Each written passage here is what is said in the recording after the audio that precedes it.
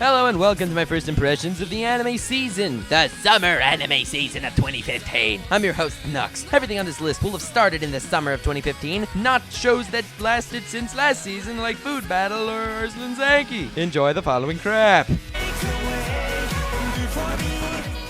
Gangsta! Wicked backstory looking show, even though there was no backstory in the first 3 episodes, but it looks like there will be an epic one because the 2 main characters and the prostitute seem pretty awesome, aside from the prostitute.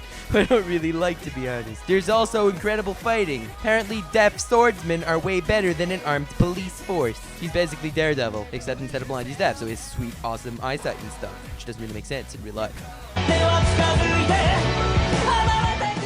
Anyway, Rampo Kitan Game of Laplace. Originally it seemed really interesting, but then it turns out every single criminal they find is a psycho. The first one, every person he kills, he turns them into chairs, and the second one smushes them into a wall. Yes, full of weirdos. Oh yeah, and the main character is one of those boy-girl characters. Turned out it was a boy. Doesn't stop the other boys from falling in love with her. Him.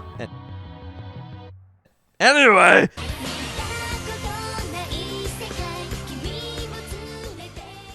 Next one is the Dandelion Show. It's about the father who's the king and the kids each have a special power. There are about 10 of them and there are security cameras everywhere so they can't do what they want to do. Evil family. Next one is Aquarian Logos. The main character is a Hasidic Jew, as you can tell by his side locks. No, I am not being an anti-Semite because I am Jewish. It sort of gives me a free pass for these things. Anyway, I have not watched the other Aquarian series, so I can't tell you how good this one is. It's not that good!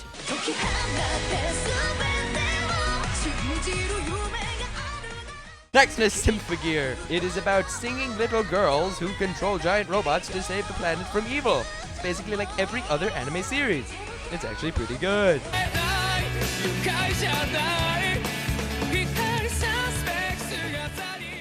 The second season of Durarara's second season. It's as weird as ever. The first episode starts with Izaya going full crazy Izaya mode, which I love. Oh yeah, and Shizuo's in the theme song, which was wicked epic.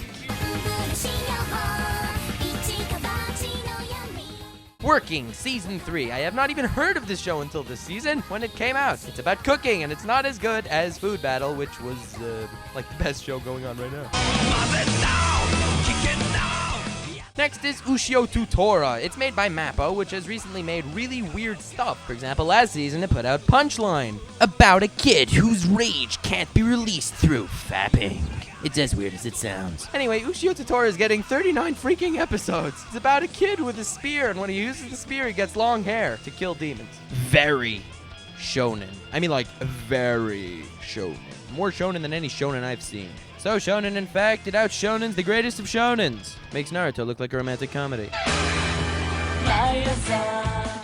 The next show is called Trying to Free the World from Dirty Jokes or something like that. I don't know the exact translation for these words, but anyway, it is about a world in Japan where no one is allowed to say dirty words or look at stuff where they get arrested and stuff. Anyway, the main character is blackmailed by a terrorist to wear panties on his face to spread dirty pictures around for the sake of good. There aren't any actual dirty pictures in this show, but the content of the talkingness. The conversations in the show are the weirdest conversations I've ever seen in any anime series ever of all time.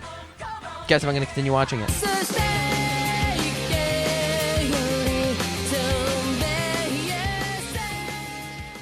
Anyway, the next one is Gatchaman Crowd's Insight. It continues the Gatchaman Crowd series. If you watch Gatchaman Crowd, you know what it is. If you didn't, you don't know what it is. I didn't, so I don't know what it is.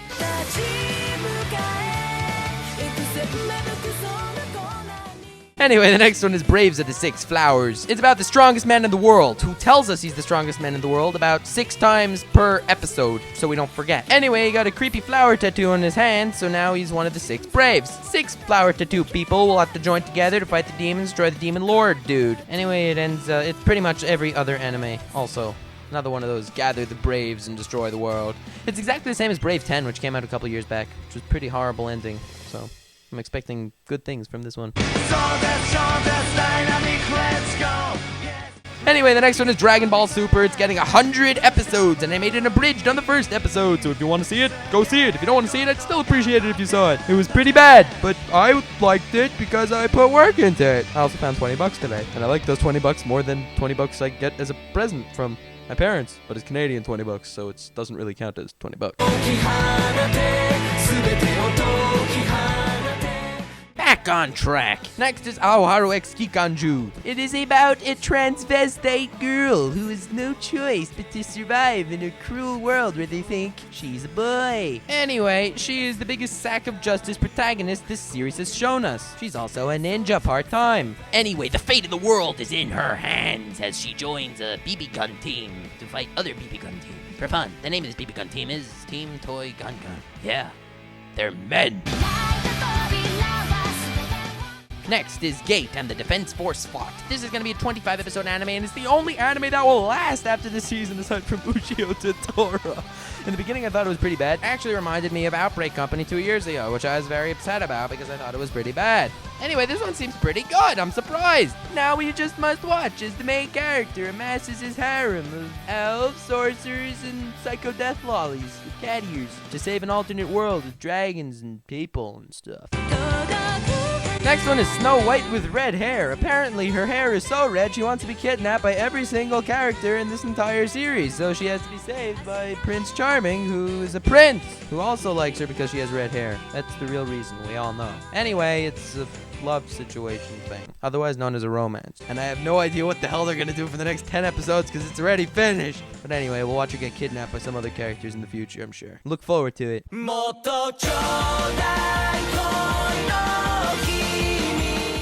Next one is Actually I Am. What happens when a vampire meets a blabbermouth? This happens. It's about a girl who's a vampire and meets this guy who's in love with her forever, and then he's a blabbermouth. Now watch as he does not tell her secret to the world. It's also pretty good. Freaky. Next is Non-Biori Repeat with the cutest freaking opening of the year. The characters are freaking cute to watch. It's about 5 girls. Well, 4.5. There's this one really teeny one that's really awesome. Also, I have not watched the first season. I have only watched a little of this one, so I can't know exactly what's going on. But then again, that's the beauty of moes, because nothing happens anyway. But apparently people like it a lot. The next one is To Love Rude Darkness, the 2nd season. I have not watched the first season of this either. Apparently you think I stink, and I sort of do. This is the ecchi show of the summer season. It's also very, very censored, which is always pleasure. Next one is Sore ga Seryu. It's about girls, where the main character looks like Yuki Nagato. And I swore it was Yuki Nagato. I still think it's Yuki Nagato. Anyway, their singing sucks. This is an example. Here, this is part of the opening.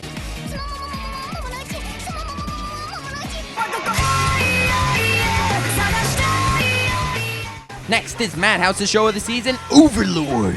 Everyone likes it, apparently. It's about this really cool-looking avatar of a dude in a game, or the game stops being a game, so the person has to sort of live in the game after the game closes because he didn't log off. I wouldn't have logged off until the last second either, so I guess I would have also been an Overlord. Anyway, all of his subjects, which were NPCs, now are PCs, sort of, so they serve him, and I have no idea what they're gonna do, but I like it so far because he just looks so freaking cool. The next one is Everyday Life with Monster Girls. It's about this guy who's very protagonist-ish. And a Lamia, a Centaur, a Harpy, they all sort of fall in love with him and join him in his house, where there's only one rule. His pants must stay closed. I don't know what these Monster Girls see in this guy who is a total schmuck. However, they love him, for he's also an anime protagonist. I like this show. I don't know why.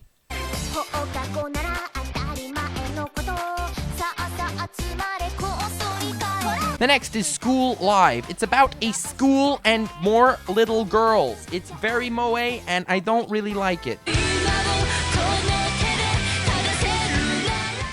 Next is Chaos Dragon. I thought it would be wicked awesome because it's written by 5 famous anime writers, including Gen Urobuchi, who I always like. This show is very average. I was so disappointed. It's about a kid who is chosen by the Red Dragon. So every time he wants to use the Red Dragon's power, which is very CG by the way, it looks worse than the Fate Stay Night one 10 years ago, he has to stab his best friend every single time he wants to blow fire at somebody. It's pretty sad. You can tell that's the twist Gen Urobuchi added to the show. Next one is Prison School. It is about a girls' school where men are allowed to join. However, since they're perverts, they are sent to prison. The freaking weirdest male characters I've ever seen in my life are in this series, including that one guy with canker sores, the creepy dude with glasses, and that really fat, massive dude with a really tiny face. This show really sucks, but I guess it's a little funny.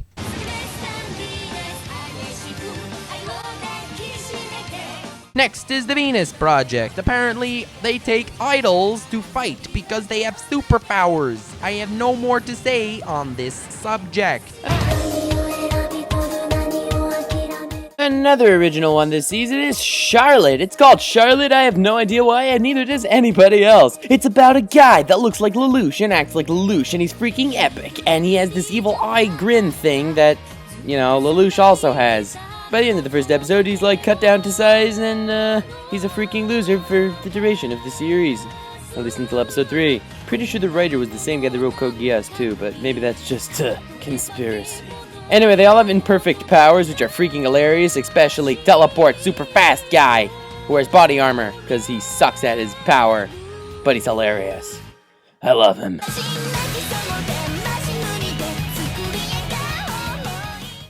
Next is the Sky Wizards Academy. You could tell they were going for an SAO. They even got their Black Swordsman and the Black Swordsman harem, but unfortunately, it sucks. Unlike SAO, which was, I guess, pretty, yeah. And the final thing I wanted to mention this season is God Eater. It's created by Ufotable. The characters look cool, the world is amazing, the animation is needless to say beautiful, and watch as they tear those jumping monsters to shreds. You just gotta love guys with massive weapons in post-apocalyptic worlds. It's a thing. Anyway, I just wanted to tell you the top 5 things I'm most excited with following this season. Number 5 is probably Braves of the Six Flowers, because it was better than the average Amass the Six to Destroy the Demon Lord shows thus far. 4th would probably be Monster Girls, because every season needs at least one ecchi that you're into. 3rd would be God Eater, because I like how it's going, I guess, so far, and they have really massive weapons. 2 would probably be Gate. It's actually going to be a 25-episode series, and I'm surprisingly liking it. I don't even know why I like it, but I think I do. It's creepy. My honorable mention would probably be Gangsta, because so far not much happened, but it was a build-up, and I am looking forward to see how the things play out. And number 1, I'm looking forward to see how Overlord plays out, because I don't know what the hell they're gonna do, but it looks like it's gonna be a lot of fun as he takes over his world.